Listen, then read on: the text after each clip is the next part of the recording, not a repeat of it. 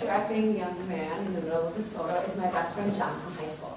And after we graduated, obviously I came here to Marquette, and he went to boot camp to become a Marine.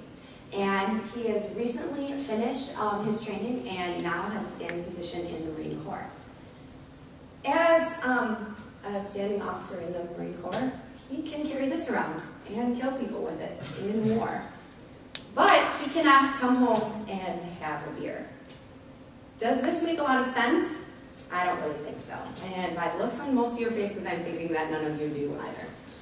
So, my name is Sarah Best, and I'm here today to tell you why I feel that lowering the legal drinking age to 19 is probably a better idea than keeping it at 21.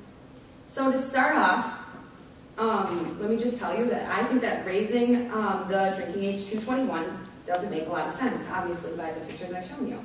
Therefore, with a new arsenal of educational methods and a change in our societal views of drinking, 19 is a more appropriate and fitting age at which a person can make the decision to consume alcohol responsibly.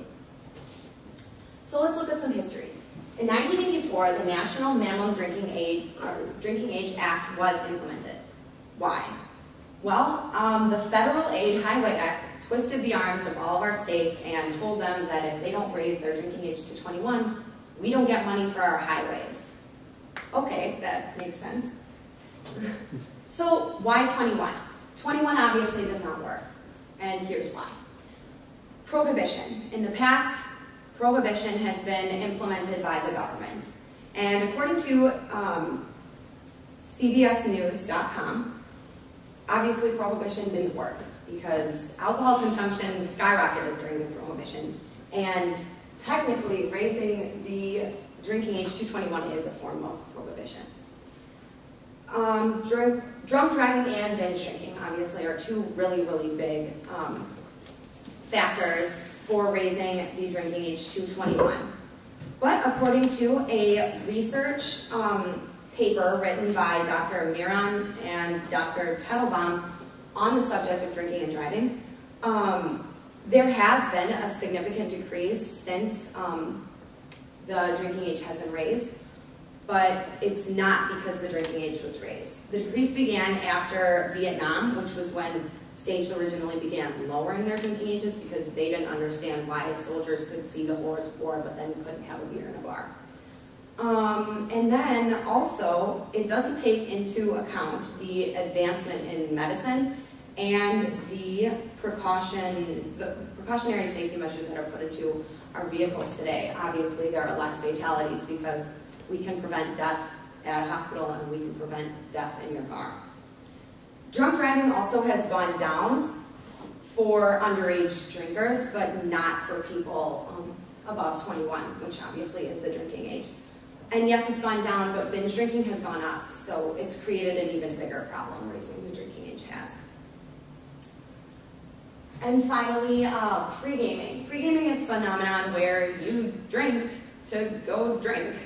And if you ask your parents about pre-gaming, I can pretty much guarantee that they have no idea what that is.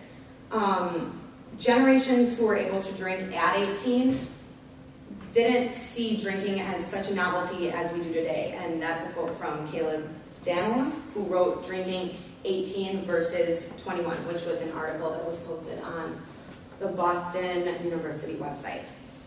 Also, fake IDs. The raising of the drinking age has pushed students to take sort of very unethical measures on how they're getting their alcohol. And if the drinking age were lowered to 19, college students wouldn't have to worry about getting fake IDs. So, yes, there are methods that are being taken to make sure that underage drinkers are aware of alcohol. But the methods right now are only these. Abstinence, telling students to not drink alcohol is simply not effective. And according to John McCardle, who is the founder of the Amethyst Initiative, which is a group of college presidents who come together and want to see the drinking age lowered. He states that this kind of teaching has not made a significant impact on students, obviously. And we have alcohol EDU on college campuses, but what about high school? You come into college and what if you've never had a drink before? What if you go crazy, you know? So, this is what I propose. I propose that educational methods should be a little bit broader. Alcohol EDU should be a part of the health studies at high schools. And parents should also take the time to let their kids know that if you're going to have a drink, fine, but know how to drink responsibly and set an example for your kids. And finally, in the book, Binge, Campus Life in an Age of Discontent and Excess, Barrett Semen wrote that raising the drinking age has created a divide between older adults and young people. And it has done this because generations before us, aka your parents and my parents, were able to drink at 18. And they were given the opportunity to go out to bars and see their professors and faculty of their school in these settings, which is where they learned how to drink moderately and how to drink responsibly. If we're able to get a model of that kind of drinking, then the binge drinking will go down because we will see that it's not necessary. So here's why 19 makes more sense.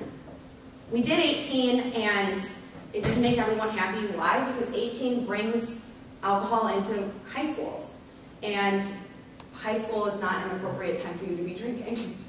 And it also gives young adults, us, the opportunity to make our own decisions about responsible drinking. If we can make our own decisions about where we're living and what we're going to do with the rest of our life, then we should be able to decide if we can drink or not.